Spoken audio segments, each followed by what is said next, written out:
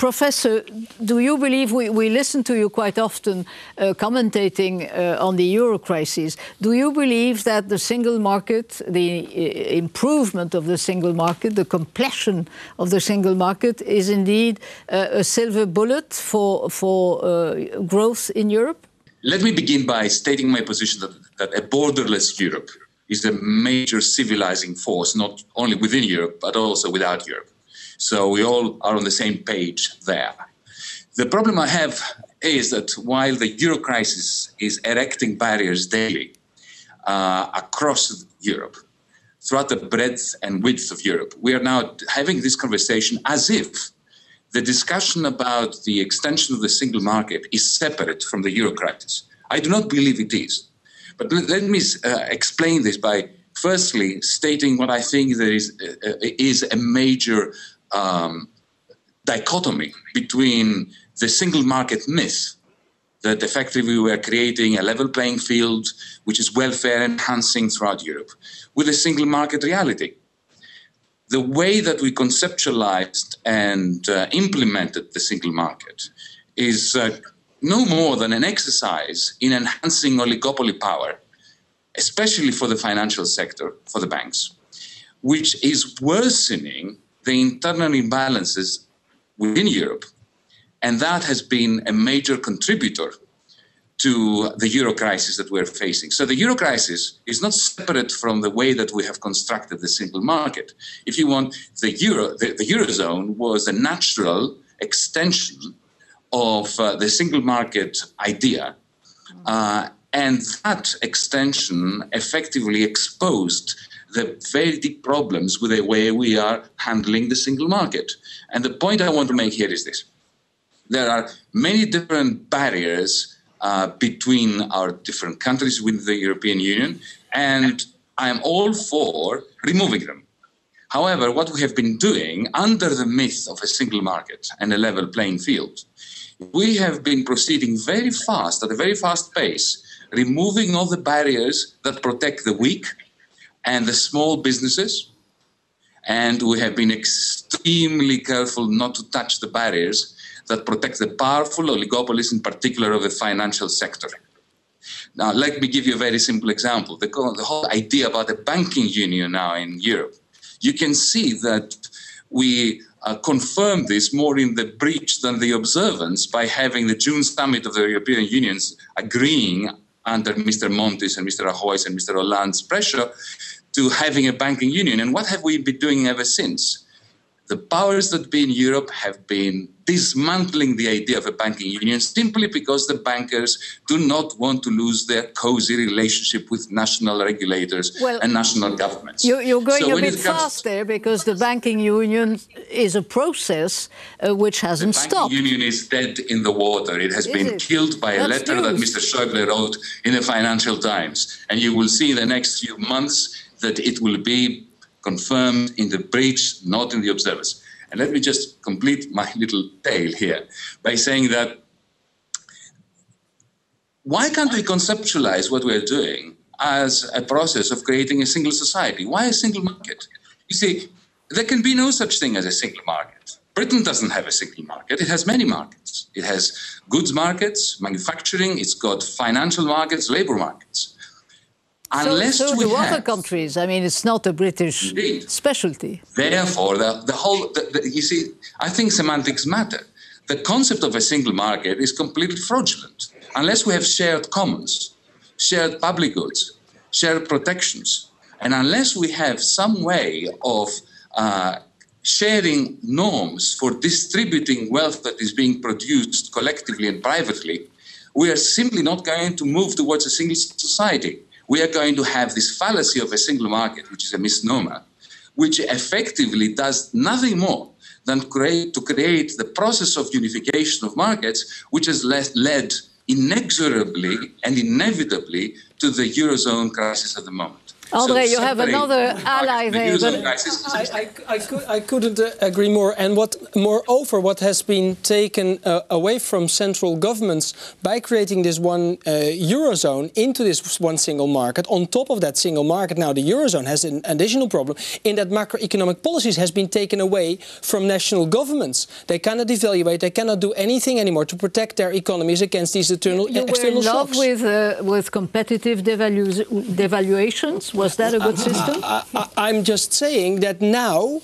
Was that a fair system?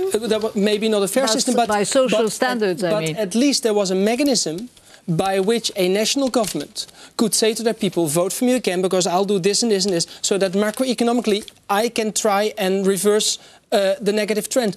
Now, that's been taken away from governments, so governments now go into elections by promising all kinds of economic policies that they cannot guarantee because they need to negotiate that with other countries. Why do you think in Europe the two major party families, the Christian Democrats and the Social Democrats, are being exterminated slowly but generally? It is because those two parties, those two people's parties, had broad social coalitions. They had working people and entrepreneurs into one party under one sort of ideology. Maybe because it didn't really work as far as citizens are concerned. It's because the European single market is destroying that social deal that they had. That middle class people pay a little bit more money because they get actually a good social deal. They get actually good education and some safety in the streets. Yanis, do you agree with that, given the state, unfortunately, of the Greek political system? Look, I'm a committed European. I don't hang on to sovereignty as if it's the ultimate ideal. But what I want to see is a Europe that works. And a Europe which is conceptualizing itself as a single market and not as a single society is bound to fail at producing even a unified market. So it's a self-defeating objective. As I said, unless we have shared public goods, unless we are prepared with the loss of sovereignty to forge the social norms which are necessary in order to support a single market or a common market, then our attempts to create a single market are self-defeating. I think the problem about this discussion is that you seem to think that the people who are arguing for more single market believe it is the sole solution to all Europe's problems. I don't believe that for 1 minute. I don't think it's an either-or question, it's a both-and question. And the single market is part of both-and, as is the greater integration of the Eurozone with the banking union, which I take a less pessimistic view than you about the chances of it being agreed. I think there will be a big row next week about it, and there will probably be agreement for Christmas about it. But we'll see who is right on that. But the argument being advanced, certainly from my side of this, is not that the single market is the solution to everything. And by the way, the single market cannot possibly be blamed for the 2008 crisis, which was caused by the subprime mortgage market in the United States. Nothing to do with the single market in Europe. If I may, first of all, to put this all in perspective, what it seems to me so far that we all agree that we are converging and there's greater need for convergence, and we need to do some things to make this convergence faster at different levels, at political level, social level, and economic level. I'm not going to apologize for banks, but the power you speak about the banking system exists everywhere, including the United States. And the United States is often looked as a model for the European Union as a single market. We also, and I completely sympathize with your position, but we also do not see transfers between states in the United States. Alabama probably has a per capita state income per capita about half of Maryland, but we do not see the transfer from Maryland to Alabama. So there are lots of disparities, including in the American economy and among the different states. Yanis, would you buy that argument? No, not in the slightest. The United States of America is an excellent example of an economy, of a currency union, which is replete with a number of functioning surplus recycling mechanisms, the military-industrial complex being the most significant one, but I don't want to waste much time on this. What I want to say about Europe in particular and its banks is that we have this amazing regime whereby bankrupted banks are insisting on being capitalized by bankrupted states and you have this death dance, this death embrace between the insolvent banks and the insolvent states. And banking union is the only thing that's going to stop this death spiral, which will in turn contribute to the disintegration of Europe and render our discussion completely academic. And the banking union that has been mentioned, as I said, I'm all for it. And this is a great test for the single market. Because if we fail to create a banking union at a time when the banking union is the only thing separating Europe from disintegration, this will be ultimate proof that all the barriers that affected the weak have been removed, but the barriers that are affecting the bankers who do not want central supervision and who will find technicalities in order to usurp and annul an effective banking union, therefore preserving the term for something that denotes something completely different to the essence of a banking union. That confirmation is going to be the death knell of both the single market and the European Union. Professor Curzon-Price. Thank you. Well, I would agree with Yanis that the lobbies of the powerful are very powerful in Brussels, and that there are about one lobbyist for every European civil servant. So the lobbies are about 50,000 lobbyists. And it's normal that it should be the big companies that have the lobbies.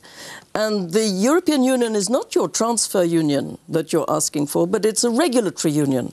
And so I return to my point that the regulations coming out of Europe are in favor of the established firms, of the big firms. And this makes it extremely difficult for small firms and peripheral countries to survive. And to the extent that we have free trade and then we have regulated trade comes in afterwards. And these regulations have been pernicious for the smaller and peripheral nations of Europe, including Greece for that matter. And Yanis, you have the last word on this. My simple point, which I will just repeat for the sake of argument, is that the single market discussion that we're having today cannot be seen as separate from the euro crisis. The banking union is a litmus test to see if we're really serious about unifying and removing impediments. I see no evidence, unfortunately, that we are capable of doing that, simply because throughout the history of the single market formation, we have not managed as Europeans to ensure that the impediments and the barriers that are being removed are not only the ones that favor the oligopolies and the financial sector, but are the barriers that are essential for the maintenance of social life.